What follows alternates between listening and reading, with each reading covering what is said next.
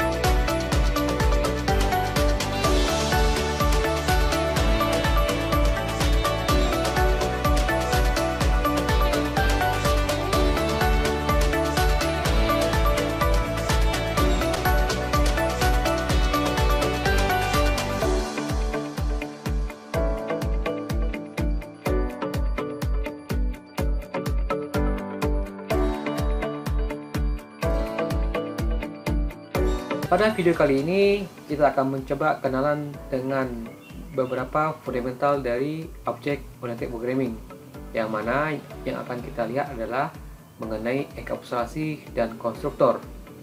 Nah, untuk pertama kita akan bahas terlebih dahulu mengenai konsep dari enkapsulasi. Nah, sebelum kita lihat mengenai contoh programnya, sekilas mengenai definisi dari enkapsulasi adalah sebuah cara yang bisa kita gunakan untuk menyembunyikan detail sebuah program. Artinya, ini untuk membantu seorang programmer pada saat dia membuat program, maka kita bisa memilih mana data yang bisa diambil ataupun tidak. Seluruh sintak itu kita sembunyikan dalam tanda kutip, sehingga tidak ada perintah yang kita salah ambil. Jadi hanya terbatas beberapa yang kita bisa ambil. Nah, adapun untuk enkapsulasi yang dibatasi adalah ada beberapa macam bentuk. Yang pertama, ada yang disebut dengan private, ada juga yang disebut dengan protected.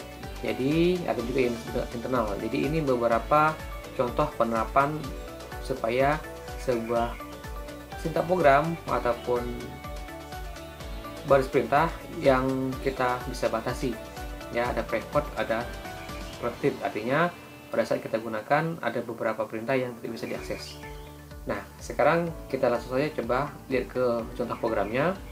Saya tunjukkan programnya. Pastinya kita gunakan aplikasi yang tersedia menggunakan bahasa Kotlin.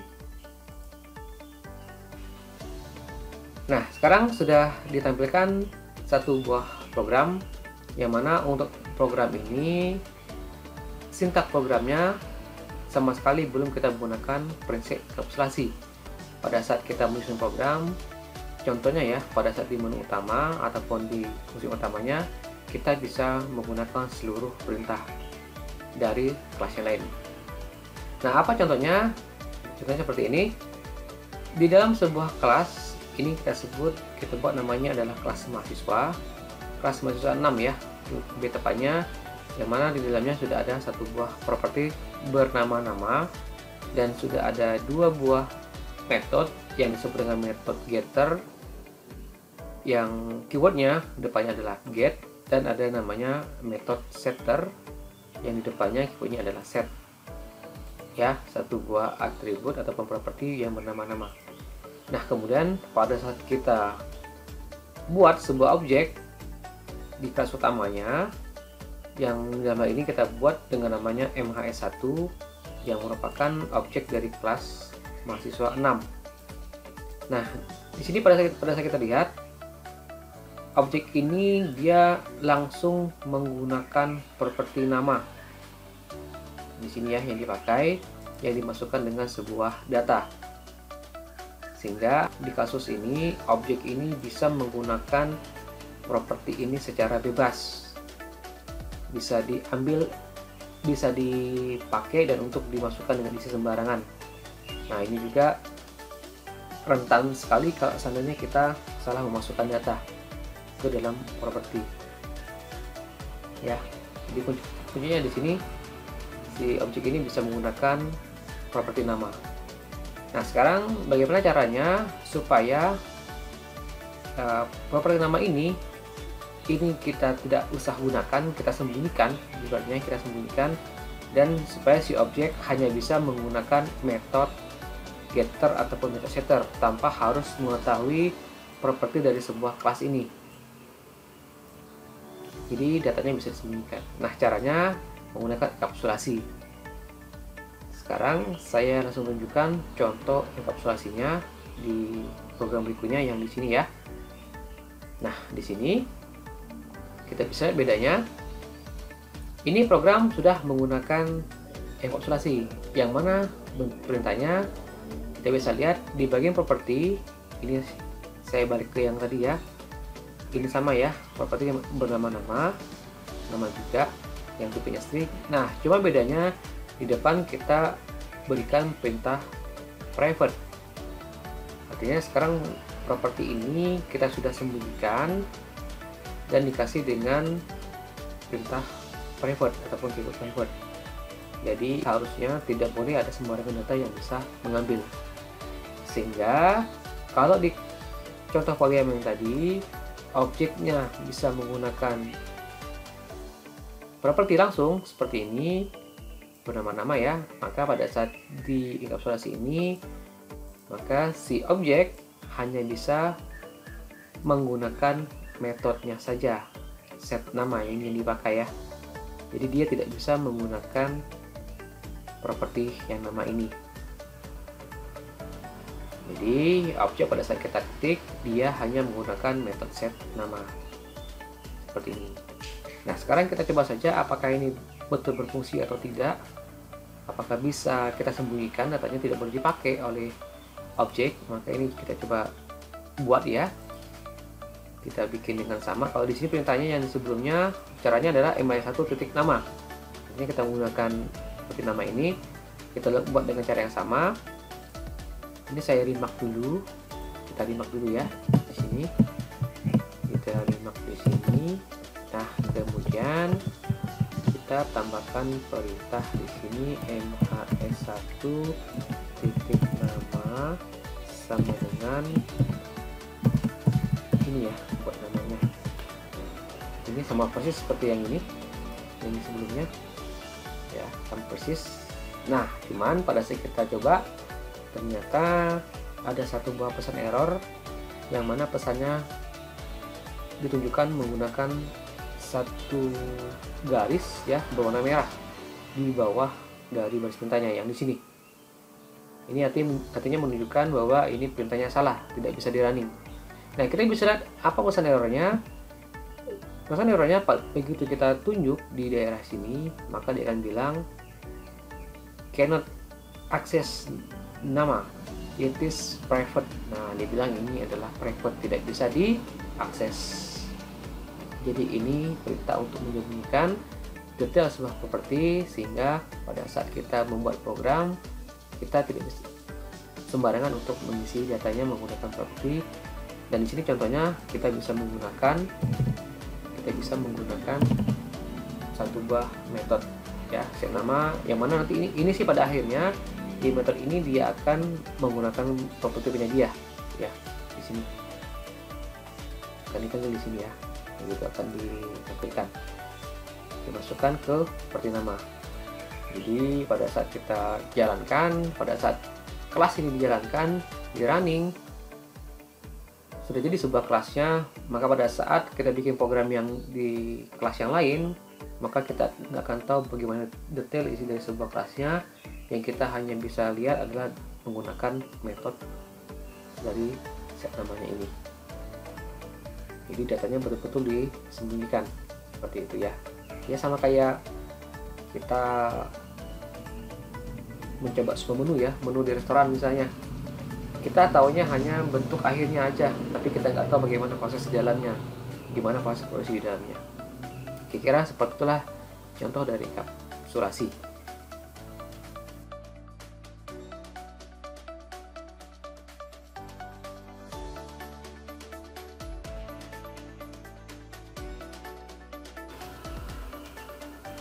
Nah, berikutnya kita lihat mengenai konstruktor.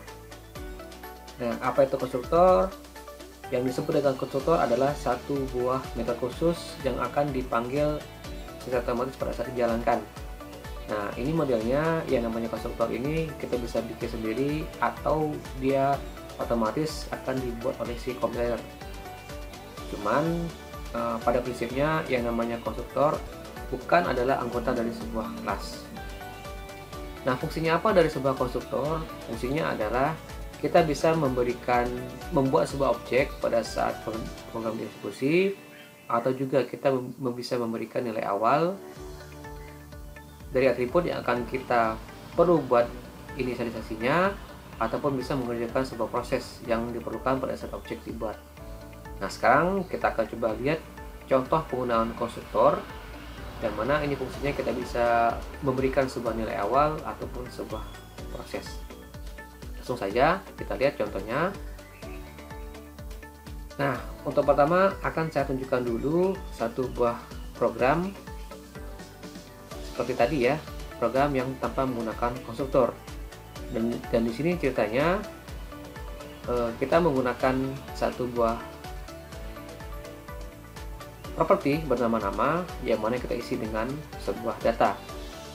Ini dengan kata lain, ini adalah proses awal memberikan sebuah data atau proses inisialisasi.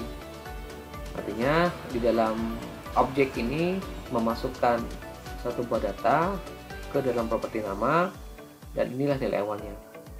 Nah, sekarang cara yang lain kita bisa ubah. Nah, caranya adalah kita menggunakan satu buah konstruktor. Saya tunjukkan.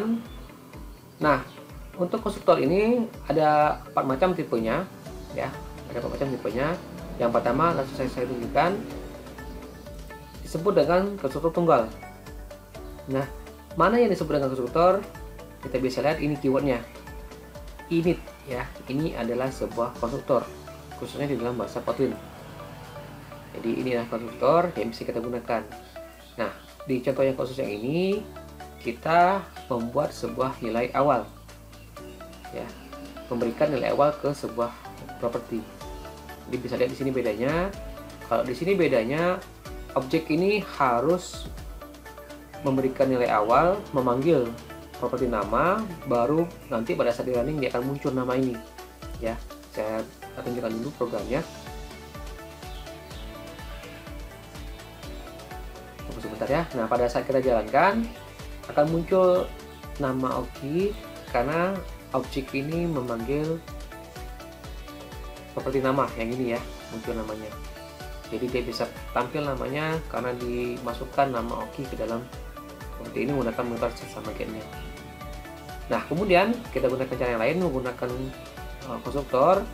Kita lihat objek ini, saya langsung aja jalankan. Kita jalankan, maka ini hasilnya adalah sama muncul nama Oki. Nah, kenapa bisa muncul? Karena di konstruktor kita masukkan data awalnya atau proses inisialisasi. Ya, bisa lihat di sini bedanya. Kalau di program yang sebelumnya objek menggunakan properti ini, sedangkan yang di sini nggak ada ya, sama sekali nggak ada, tapi bisa muncul isinya karena menggunakan satu buah konstruktor seperti ini. Ya, ini yang contoh yang pertama. Nah, ini disebut dengan konstruktor tunggal. Sekarang kita lihat bentuk yang kedua yang namanya adalah konstruktor dengan parameter. Nah, saya tunjukkan aja langsung. Nah, ini bedanya adalah kita bisa memberikan nama nilai awalnya melalui pada saat deklarasi ataupun inisialisasi sebuah objek di sini ya. Kita lihat di sini, kita bisa memberikan nilai awalnya menggunakan perintah ini pada saat kita bikin objeknya. Sehingga pada saat di konstruktornya ini ada perubahan. Nah, apa perubahannya? Perubahannya adalah di sini tidak langsung menggunakan isi namanya, tapi menggunakan sebuah parameter. Ya, parameter ini dia kita koneksikan dengan kelas yang di sini ya. Jadi syaratnya kita harus bikin juga parameter di dalam kelasnya. Jadi dia bisa panggil ke sini, dan kalau pun ini jalankan hasilnya sama saja. Ya. Jadi ini contoh yang kedua ya, fungsi dari konstruktor menggunakan parameter, yang mana parameternya adalah kita bisa bikin di dalam kelas atau pada saat bikin sebuah objeknya. Nah, yang ketiga ada yang disebut dengan multiple konstruktor. Artinya dalam satu buah kelas kita bisa bikin lebih dari satu konstruktor seperti ini ya. Nah, cuma ini bedanya. Kalau yang dua contoh tadi dia menggunakan keywordnya init. Nah, kalau yang ini dia menggunakan keywordnya namanya konstruktor. Nah, ini bedanya ya. Nah, ini bedanya, kita bisa menggunakan lebih dari satu konstruktor di dalam satu buah kelas. Cuman harus ada bedanya. Dan di sini bedanya adalah kita buat yang satu ini nggak pakai parameter, ini menggunakan parameter. Nanti pada saat kita gunakan, contohnya di dalam program, di sini contohnya kita buat ada dua buah objek bernama MHS1 sama MHS2. Kita bisa lihat ini bedanya. Kalau di MHS1 langsung kita bikin objeknya seperti ini tanpa ada yang kita kirim, sedangkan pada saat kita bikin MS2 ada yang kita kirim datanya ya, seperti ini. Nanti secara otomatis sama compilernya, sama programnya, untuk yang objek pertama dia akan secara otomatis akan membaca, dia akan mencari yang mana konstruktor yang tidak punya parameter. Jadi otomatis dia akan baca ini, dan yang ini akan secara otomatis sama program dia akan mencari yang ada parameternya. Kita coba saja ya, pada saat kita jalankan programnya, kita run programnya di sini. Nah, munculnya seperti ini. Ya, hai saya Oki. Kita di sini, hai saya MHS1 objek pertama. Bacanya Oki, dia baca MHS1, dia baca yang ini nih. Nah, dia baca yang ini ya. Artinya dia baca konstruktor yang tanpa parameter. Muncul. Yang kedua muncul namanya Hamidah di sini. Kenapa? Karena pada saat kita buat objeknya, di sini ada parameternya, ada yang dikirim, maka dia akan mencari parameter konstruktor yang punya parameter yang di sini. Baru bisa dipanggil menggunakan properti nama. Ini contoh yang kedua. Yang ketiga ya, maaf ini contoh yang ketiga. Untuk konstruktor atau konstruktor yang ketiga. Nah, untuk yang keempatnya disebut dengan konstruktor berantai atau disebut dengan chaining konstruktor. Jadi prinsipnya kita bisa balik lagi ya seperti yang tadi, kita bisa membuat lebih dari satu konstruktor dalam satu buah kelas. Bisa banyak, tetapi kita harus membuat pembedanya satu sama lain ya. Harus ada pencirinya. Ini juga merupakan contoh dari penerapan overloading ya. Bisa banyak satu buah konstruktor namanya bisa sama seperti ini tapi beda perlakuannya. Jadi ini bisa berantai seperti ini, dia bisa baca satu sama lain ya. Ini yang tunggal, ini yang ada parameternya satu, ini ada yang dua parameter dengan tipe data yang berbeda, ini juga dengan 3 parameter. Jadi dikatakan dengan berantai, kita bisa panggil konstruktor yang lain ya, kayak ini contohnya. Jadi kita dari pertama ini nggak ada yang dipanggil, ini dia memanggil konstruktor yang pertama, dia akan baca yang ini ceritanya. Kemudian pada saat yang ketiga ini dia membaca yang tunggal, yang ini yang dibaca, dia akan mencari konstruktor yang tunggal. Dan yang keempat ini dia akan mencari konstruktor dengan 2 parameter ini yang dibaca ya. Dan di contoh di kelas utamanya kita bikin satu buah objek bernama cons di sini, yang mana yang kita gunakan konstruktor dengan 3 buah parameter. Jadi ini dia akan mencari konstruktor dengan 3 parameter, maka ini yang bakal dibaca ya, ini bakal dibaca sama dia dan bakal dijalankan. Kita coba jalankan programnya, kita running. Nah, nanti hasilnya seperti ini. Hai, nama saya Oki. Sini ya muncul tulisan dan salam kenal. Nah, kita lihat sedikit bagaimana cara kerjanya. Yang pertama pastinya program ini akan dijalankan dulu.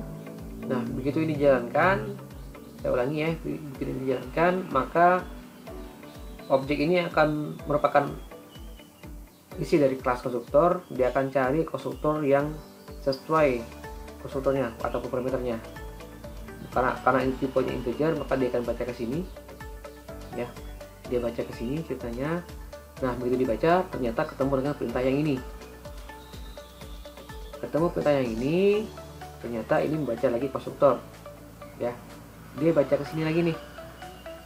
Dia baca ke sini lagi. Yang mana yang dibaca? Ternyata yang konstruktor dengan parameternya string dan integer. Ada dua ya. Yang ini dibaca nih. Maka ini dibaca. Dulu dibaca ternyata ketemu lagi perintah yang ini. Ketemu perintah yang ini.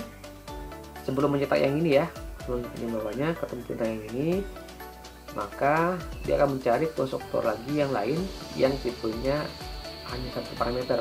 Dia baca yang ini. Setelah baca yang ini ternyata ketemu lagi nih. Ketemu lagi yang konstruktor yang awal yang ini. Sehingga maka munculnya dia akan baca dulu yang ini, dibaca, ditampilkan perintah hi dulu ya, tulisan hi, tulisan nama saya Oki, muncul yang ini ceritanya ya. Oke, ini didapat dari sini karena ini yang dikirim. Kemudian muncul lagi perintah yang ini ya, muncul lagi mahasiswa angkatan. Nah, angkatan ini didapat dari STR sama angkatan ini, dimana ini didapat dari perintah ini ya, sama luhur sama angkatannya dibaca dari ini, sumbernya dibaca, baru terakhir munculnya salam kenal, muncul seperti ini ya. Ini yang disebut dengan konstruktor berantai ya. Jadi pada prinsipnya nanti objek akan mencari mana konstruktor yang sesuai parameternya, sesuai dengan data yang dikirim, dan setelah otomatis kembali akan dicari. Nah, kira-kira seperti itulah contoh penggunaan dari konstruktor dan enkapsulasi di dalam bahasa program yang tentunya dalam konsep dari programming. Mudah-mudahan ada manfaat untuk kita semua. Terima kasih perhatiannya. Sampai jumpa lagi. Bye.